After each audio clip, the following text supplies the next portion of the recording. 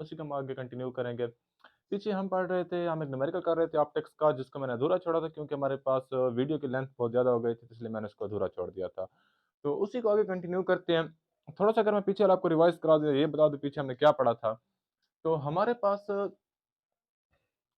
एक न्यूमेरिकल था, उसका हमारे पास ये गिवन डेटा था। गिवन डेटा में हमारे पास 4 केसेज़ उसके बन रहे हैं ए, बी, सी, डी और इन चारों केसेज़ के ऊपर हमारे पास डिस्टेंस ऑफ ऑब्जेक्ट दिया गया है। हमने कैलकुलेट करनी है स्पीड ऑफ इमेज। तो हमने केस ए की एक मेथड से हमने एवरेज वेलोसिटी ऑफ इमेज हमने कैलकुलेट की है। सेम इसी मेथड से हम केस बी, सी, डी इनकी एवरेज वेलोसिटी कैलकुलेट कर सकते हैं। तो आई होप आगे आप खुद कर लेंगे, बकाया जो इंस्टेंटेनियस वेलोसिटी का है, यानी कि केस बी, सी, डी आप खुद कर लेंगे। जो इंस्टेंटेनियस वेलोसिटी का है वो मैं आपको अब आगे करा देता हूँ। इंस्टेंटेनियस वेलोसिटी इससे इंतहाई आसान है। इसमें तो फिर भी कुछ ना कुछ कन्फ्यूजन, कुछ कॉम्प्लिकेशंस हैं, लेकिन जो इंस्टेंटेनियस वेलोसिटी हमारे पास है वो इंतहाई आसान है। तो इंस्टेंटेनियस वेलोसिटी की तरफ चलते हैं। मैं ऐसा कर देता हूँ कि गिवन डेटा को रहने देता हूँ, बकाया सब कुछ इरेज़ कर देता हूँ, ठीक है? अच्छा जी, तो एवरेज वेलोसिटी हमने फाइंड करनी है, इंतहाई आसान है एवरेज वेलोसिटी फाइंड करना, सिंपल एक फार्मूला हमारे पास है, वही फार्मूला हमने लगाना है और वैल्यूज़ पुट करनी है और हमारे पास एवरेज वेलोसिटी आ जाएगी। सॉरी, इंस्टेंटेनियस वेलोसिटी आ जाएगी। इंस्टेंटेनियस वेलोसिटी फाइंड करनी है। Instantaneous velocity of image. अच्छा, एक बार डेटा की तरफ नज़र दौड़ा लें। हमारे पास r is equal to metre, यानी कि रेडियस ऑफ कर्वेचर हमारे पास दिया गया है मिरर का 2 मीटर। r को स्किप करें, हमारे पास r से हमने फाइंड किया f इज़ इक्वल टू, यानी कि फोकल पॉइंट या फोकल लेंथ उसके हमारे पास है 1 मीटर। वेलोसिटी ऑफ ऑब्जेक्ट हमारे पास है 5 metre per second. Velocity image हमने फाइंड करनी है। तो हम पहले फाइंड करेंगे केस ए के लिए। अच्छा, तो किस फार्मूले की मदद से हम कर रहे हैं, हमारे पास फार्मूला क्या है? फार्मूला आप नोट कर लें, हमारे पास फार्मूला है velocity of image minus velocity of mirror is equal to distance of object square divided by distance of distance image square divided by distance object square into velocity of object minus velocity of mirror। अच्छा जी, तो ये formula हमारे पास है। अ, इस फार्मूले में सिर्फ velocity of image को फाइंड नहीं कर सकते। आप velocity of mirror, velocity of object, velocity of image, distance of object, distance of image, इन सब चीज़ों को हम फाइंड कर सकते हैं। हाँ, आप स्टूडेंट्स के ज़हन में शायद एक बात ये आ रही हो कि सर इधर आपने डी आई और डी ओ क्यों लिखा है, ये क्या चीज़ें हैं? तो डी आई से हमारा डिस्टेंस इमेज है, डी ओ से हमारा डिस्टेंस ऑब्जेक्ट है। अब मैंने ऐसा लिखा क्यों है? क्योंकि जनरली हम लिखते हैं यू एंड वी की फॉर्म में। U for distance of object and v for distance of image.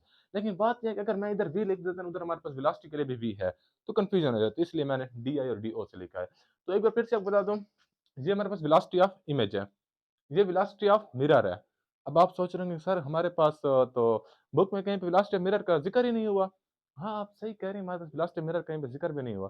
तो लेकिन उसने एक बात, अगर आप शुरू में स्टेटमेंट को देखें, उसने कहा स्टैंडिंग कार। आपके पास कार खड़ी हुई है। कार खड़ी हुई है तो मिरर रेस्ट पे है। मिरर रेस्ट पे है तो उसकी वेलोसिटी 0 है। तो ज़िक्र हुआ पड़ा है वेलोसिटी ऑफ मिरर का, ठीक है? तो हम यहाँ पे 0 पुट करेंगे। डिस्टेंस ऑफ इमेज, उसके ऊपर स्क्वायर, डिस्टेंस ऑफ ऑब्जेक्ट उसके ऊपर स्क्वायर, वेलोसिटी ऑफ ऑब्जेक्ट और वेलोसिटी ऑफ मिरर हो गया। तो हम पहले फाइंड करते हैं केस ए के लिए। केस ए के लिए हम सिंपली वेरिएबल्स पुट करते हैं। केस ए में हमारे पास वेलोसिटी ऑफ इमेज तो फाइंड करनी है। वेलोसिटी ऑफ मिरर ये हमारे पास हो जाएगा 0। डिस्टेंस ऑफ इमेज हमारे पास केस ए के लिए, अच्छा, तो केस ए के लिए डिस्टेंस इमेज तो हमें फाइंड करनी पड़ेगी। तो हम फाइंड कर लेते हैं। इधर साइड पे मैं लिखता हूँ calculating D I for case A. वैसे हम पहले फाइंड कर चुके हैं, फिर भी कर लेते हैं फॉर केस ए। अच्छा, 1 over f is equal to 1 over d i plus 1 over d o. Distance image हमने फाइंड करनी है, वैल्यूज पुट करो। यहाँ पे 1/1 हो जाएगा। डिस्टेंस इमेज हमने फाइंड करनी है, 1 ओवर डी आई वैसे का वैसा आ जाए plus 1 over d o. Distance object हमारे पास यहाँ पे u इज इक्वल टू 39, तो यहाँ पे पुट करें 39। ये प्लस का 39 उस तरफ जाके माइनस का 39 हो जाएगा। 1/1 माइनस 1/39 ठीक हो गया। अच्छा, ये इधर आ जाएगा 1/डी आई, ठीक है। अच्छा, इन दोनों का एलसीएम ले लें, हमारे पास इनका एलसीएम आ जाएगा 39 और 139 और 39, 39 1 और 39 1 1 और 1 माइनस 1। अच्छा, फोकल लेंथ हमारे पास कन्वेक्स मिरर आनी चाहिए। ठीक है। अच्छा जी, यहाँ पे जब हम डिस्टेंस ऑब्जेक्ट पुट कर रहे थे, इधर एक चीज़ का ख्याल करना कि डिस्टेंस ऑब्जेक्ट हमारे पास क्या आएगा, नेगेटिव। ठीक है, जब ये नेगेटिव यानी कि इधर से हमारे पास ये क्या हो जाएगा, पॉजिटिव। जब ये उस तरफ जाएगा तो हमारे पास ये क्या बन जाएगा, पॉजिटिव। यानी कि यहाँ पे भी क्या आएगा, +1। कंफ्यूज ना हो इस चीज़ में, डिस्टेंस इमेज हमारे पास क्या आएगा, नेगेटिव आएगा। इस चीज़ को मैं पहले भी डिस्कस कर चुका हूँ कि हमारे पास डिस्टेंस ऑब्जेक्ट नेगेटिव क्यों आएगा, क्योंकि इंसिडेंट रे की अपोजिट डायरेक्शन में डिस्टेंस ऑब्जेक्ट मिलेंगे, इसलिए हमारे पास डिस्टेंस ऑब्जेक्ट क्या आएगा, नेगेटिव। ठीक हो गया। अच्छा, ये आ गया 1/di, तो ये हो जाएगा 40/39 इज इक्वल टू 1/di।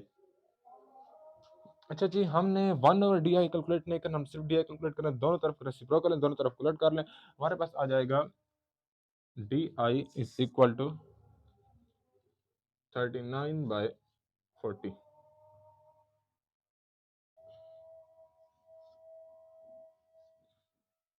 39/40, ठीक है क्या। अच्छा, डी आई की वैल्यू यहाँ पे पुट कर लेते हैं।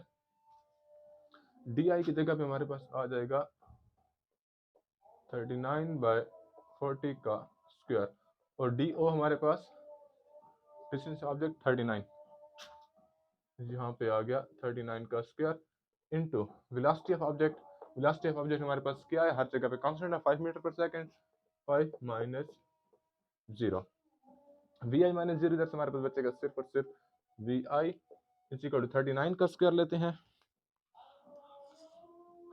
39 का स्क्वायर हमारे पास